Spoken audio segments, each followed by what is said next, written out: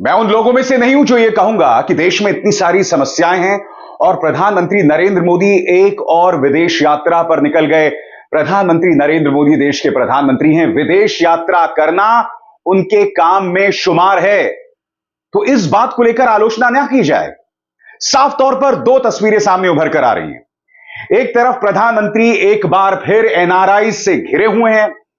याद होगा दोस्तों, इससे पहले कई बार ऐसी खबरें आई हैं कि किस तरह से एनआरआईज को अलग अलग जगहों से लाया जाता है, उसमें करोड़ों डॉलर्स का खर्चा होता है और फिर प्रधानमंत्री नरेंद्र मोदी एक मंच पर खड़े होकर भाषण देते हैं। यह पैसा कौन खर्च रहा है, किसकी जेब से जा रहा है, कोई नहीं जानता है। एक बार फिर एनआरआईज उनका स्वागत कर रहे हैं। यानी कि पिछले 10-11 सालों से जो हम देख रहे हैं, जब से प्रधानमंत्री नरेंद्र मोदी प्रधानमंत्री बने हैं, यह नजारा एक बार फिर दिखाई दिया। और दूसरी तरफ राहुल गांधी श्रीनगर पहुंचे हैं। वो जो है श्रीनगर के लाल चौक में जाके आइसक्रीम खा रहे हैं। उनका काफिला निकल रहा है और वहां पर जनता जो है उनसे मिलने के लिए दीवानी हुई जा रही है। ये दो तस्वीरें अपने सामने, नेता विपक्ष अपना काम कर रहे हैं और देश के प्रधानमंत्री अपना काम कर रहे हैं। मगर प्रधानमंत्री नरेंद्र मोदी विदेशी जमीन पर जो बातें कहेंगे, क्या उसकी जवाबदेही तय की जाएगी या नहीं की जाएगी? यानी कि प्रधानमंत्री कुछ भी कहते रहें और उन्हें कटघरे में नहीं रखा जाएगा। प्रधानमंत्री नरेंद्र मोदी ने कल एक भाषण दिया और उसमें उन्होंने कई बातें की जिस पर हमें गौर करने की जरूरत है।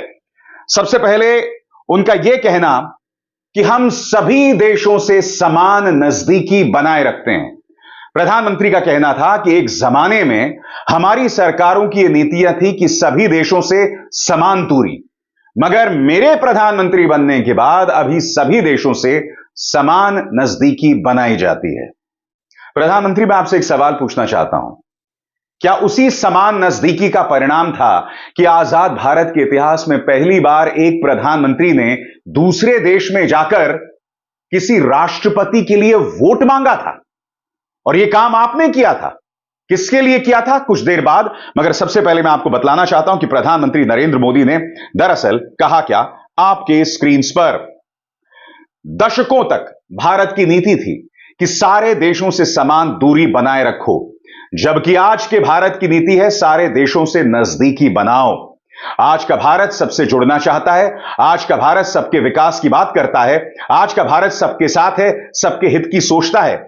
हमें गर्व है कि आज दुनिया भारत को विश्व बंधु के रूप में सम्मान दे रही है। विश्व बंधु के रूप में सम्मान दे रही है। तो चलिए प्रधानमंत्री, मैं आपको थोड़े पहले लेकर चलना चाहता हूं, जब आप अमेरिका की जमीन पर पहुंचते हैं और यह पहली बार होता है जब एक देश का प्रधानमंत्री दूसरे देश के राष्ट्रपति के लिए वोट मांगता है। देखिए साहब, अब की बार ट्रंप सरकार। बांग्लादेश में तख्ता पलट हो गया है, नई सरकार आ गई है। अगर सभी देशों के साथ समान नजदीकी की बात थी तो हमारी नीति क्या होनी चाहिए बांग्लादेश में, अब तक इन सवालों का जवाब क्यों नहीं दिया गया है? राहुल गांधी ने विदेश मंत्री एस जयशंकर से पूछा था कि जो बांग्लादेश में तख्ता पलट हुआ है, क्या यह चीन और पाकिस्तान की साजिश के चलते हुआ है? उस सवाल का जवाब उनके पास नहीं था। श्रीलंका हमसे दूर हुआ जा रहा है। भूटान में चीन निर्माण कर रहा है डोकलाम में लगातार। पाकिस्तान और चीन के साथ हमारे संबंध पहले से ही खराब हैं, बद से बदतर हुए जा रहे हैं। और प्रधानमंत्री, आप यह कहते हैं कि सबके साथ समान नजदीकी। माफ कीजिएगा, समान नजदीकी तो बहुत दूर की बात है। विदेश नीति को जितना ज्यादा नुकसान पिछले 10 सालों में हुआ है, आजाद भारत के इतिहास में इतना नुकसान कभी नहीं हुआ। मैं आपसे सवाल पूछना चाहता हूं प्रधानमंत्री, किस आधार पर आप यह कह रहे हैं कि सबके साथ हम समान नजदीकी बनाए रखना चाहते हैं? आप कभी ट्रंप के लिए वोट मांगते हैं? क्या यह समान नजदीकी की मिसाल है? हमें यह नहीं पता कि बांग्लादेश में जो नया निजाम आया है, नई सरकार आई है, उसके साथ हमारा क्या बर्ताव होना चाहिए। शेख हसीना अब भी हमारे देश में है। बांग्लादेश कह रहा है कि उन्हें वापस भेजिए। भारत ऊहापोह की स्थिति में, धर्म संकट की स्थिति में है, क्योंकि शेख हसीना ने हमेशा से भारत का साथ दिया है। और शेख हसीना के प्रधानमंत्री रहते हुए प्रधानमंत्री नरेंद्र मोदी के परम मित्रों गौतम अडानी का भी खूब फायदा हुआ है। इस तस्वीर में आप देख सकते हैं गौतम अडानी शेख हसीना के साथ मुलाकात कर रहे हैं। तो जाहिर सी बात है बांग्लादेश में जो नई सरकार आई है उसको लेकर हमारी क्या नीति होनी चाहिए, उसको लेकर हमारे विदेश मंत्रालय को समझ नहीं आ रहा है। और सबसे अजीबोगरीब बात, प्रधानमंत्री सबका साथ सबका विकास की बात करते हैं।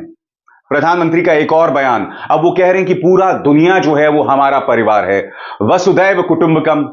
माफ कीजिएगा प्रधानमंत्री, सर्वधर्म समभाव, वसुधैव कुटुंबकम, सबका साथ सबका विकास, मौजूदा भारतीय जनता पार्टी का इसका दूर दूर तक कोई नाता नहीं है और मैं प्रमाणित करने वाला हूं। सबसे पहले सुनिए प्रधानमंत्री क्या कहते हैं। भारत का विजडम ग्लोबल है, विजन ग्लोबल है। हमारे पूर्वजों ने हमें वसुधैव कुटुंबकम का मंत्र दिया। भारत का कल्चर ग्लोबल है, केयर एंड कंपैशन ग्लोबल है। हमने पूरी दुनिया को एक परिवार माना है और यही आज के भारत की नीति और निर्णयों में नजर आता है। चलिए हाथ कंगन को आरसी किया प्रधानमंत्री। आपके सामने ये रिपोर्ट है, ह्यूमन राइट्स वॉच रिपोर्ट। आप जानते हैं इसमें क्या कहा गया है कि लोकसभा चुनावों के दौरान आपने 173 भाषण दिए थे और उसमें कम से कम 110 जगहों पर आपके भाषण इस्लामोफोबिक थे, आपके भाषण सांप्रदायिक तौर पर भड़काऊ थे और आपके इन्हीं भाषणों के बाद कई जगहों पर माइनॉरिटीज को टारगेट किया गया है। कम से कम 12 मौतों की बात की जा रही है। हिंदू की एक खबर क्या कहती है आपके स्क्रीन पर। Prime Minister made Islamophobic remarks in 110 campaign speeches, Human Rights Watch. प्रधानमंत्री ने इस्लाम विरोधी भाषण दिए कम से कम 110 जगहों पर, यह ह्यूमन राइट्स वॉच दे रहा है और इसका यह भी कहना है कि उसके बाद से कम 12 मुस्लिम और ईसाइयों की मौत हो गई है अलग अलग हमलों में। मैं नहीं भूला हूं प्रधानमंत्री, आपने एक मंच पर खड़े होकर मुसलमानों को घुसपैठिया बता दिया था। यह तक कह दिया था कि आपकी एक भैंस उनको दे दी जाएगी, मंगलसूत्र उन्हें दे दिया जाएगा। यह तमाम बातें आपने अपने भाषण में की थी। अपने पूरे चुनावी कैंपेन में आप लगातार उग्र बातें कर रहे थे और फिर आप पोलैंड की जमीन में जाकर वसुधैव कुटुंबकम की बात करते हैं, सर्वधर्म समभाव की बात करते हैं, सबका साथ सबका विकास की बात करते हैं। याद कीजिएगा लोकसभा चुनावों में आपने क्या कहा था, सुनते हैं फिर से। तुम उसे छीनने की बात कर रहे हो अपने मैनिफेस्टो में।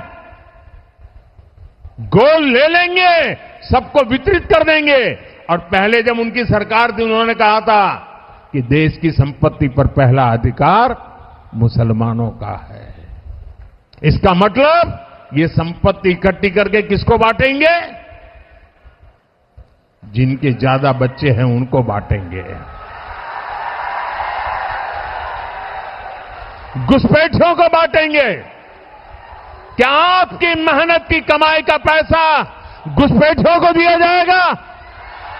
आपको मंजूर है ये कांग्रेस का मैनिफेस्टो कह रहा है कि वो माताओं बहनों का सोने का हिसाब करेंगे, उसकी जड़ती करेंगे, जानकारी लेंगे और फिर उस संपत्ति को बांट देंगे और उनको बांटेंगे जिनको मनमोहन सिंह जी की सरकार ने कहा था कि संपत्ति पर पहला अधिकार मुसलमानों का है। भाइयों बहनों, ये अर्बन नक्सल की सोच, मेरी माताओं बहनों, ये आपका मंगलसूत्र भी बचने नहीं देंगे, यहां तक जाएंगे, मैं कहने आया हूं। आज प्रधानमंत्री से सवाल किया जाएगा कि आप विदेशी जमीन पर जाकर महात्मा गांधी के सामने सिर झुकाते हैं, मगर भारत के अंदर जब चुनावी राजनीति होती है तो सोच भाजपा की गोडसे से जुदा नहीं होती है। आपका जो प्रचार तंत्र है वो लगातार इस तरह की हरकतें करता है। आप विदेशी जमीन पर जा रहे हैं और वहां के निवेशकों पे विश्वास तक पैदा नहीं कर पा रहे हैं। और मैं ऐसा क्यों कह रहा हूं? क्योंकि इस रिपोर्ट के मुताबिक सरकार ने कह दिया है, वित्त मंत्रालय ने कह दिया है कि माधवी बुच मामले की जांच की जरूरत नहीं है। माधवी बुच के ताल्लुकात गौतम अडानी से निकले। साफ तौर पर कई मंचों पर कॉन्फ्लिक्ट ऑफ इंटरेस्ट दिखाई दिया। उनकी जो पति की कंपनी थी ब्लैकस्टोन, उसे फायदा हुआ उनके सेबी प्रमुख बनने के बाद। इसके अलावा कई ऐसी चीजें आई, मसलन सेबी प्रमुख रहते हुए एक कंपनी से उन्होंने 3 करोड़ 71 लाख की कमाई की थी, उसकी 99% हिस्सेदारी माधवी बुच की थी। और अब क्या हो रहा है? सरकार कह रही है कि इस मामले की जांच नहीं होगी। मैं आपसे एक सवाल पूछना चाहता हूं, जब आप विदेशी जमीन पर हैं और इस तरह की खबर आ रही है कि साफ तौर पर जहां ट्रांसपेरेंसी की कमी है, कॉन्फ्लिक्ट ऑफ इंटरेस्ट है, हितों का टकराव है, आप इस मामले की जांच नहीं करवाना चाहते हैं, तो आप विदेशी निवेशकों में विश्वास कैसे पैदा करेंगे? आप विदेशी जमीन पर जाके कैसे साबित करेंगे कि हमारे जो देश का लोकतंत्र है वो स्वस्थ है, वहां पर मीडिया को अपनी बात कहने की आजादी है, वहां पर मीडिया हाउसेस पर इनकम टैक्स, ईडी और एंटी टेरर सेल के रेड नहीं मारे जाते? सीधा सा सवाल है, माधवी बुच की जांच क्यों ना की जाए? अंतरराष्ट्रीय निवेशकों में फिर ऐसे में आप विश्वास कैसे पैदा करोगे? यहां तो वो कहावत सार्थक साबित हो रही है, सैया भय कोतवाल तो डर काहे का, और यही संदेश विदेशी निवेशकों को जा रहा है। इसीलिए मेरा यह मानना है कि अगर प्रधानमंत्री विदेशी जमीन पर हैं तो खबर यह नहीं है, खबर यह भी नहीं है कि इस वक्त देश में कई समस्याएं मुंह बाहे खड़ी हैं और प्रधानमंत्री विदेशी यात्रा कर रहे हैं। खबर यह है कि विदेशी जमीन पर जाकर वही पुराने ढर्रे की बातें हो रही हैं, वही एनआरआईज आ रहे हैं, वही बच्चों के साथ वो हाईफाई कर रहे हैं, और इतने सारे एनआरआईज कहां से जुट रहे हैं, ये पैसा कहां से आ रहा है, इसको लेकर पारदर्शिता की कमी, वही पुरानी बातें। प्रधानमंत्री वही राग अलाप रहे हैं, सर्वधर्म समभाव, सबका साथ सबका विकास, मगर कथनी और करनी में साफ तौर पर फर्क है और देश के प्रधानमंत्री को इन मुद्दों को लेकर जवाब देना पड़ेगा।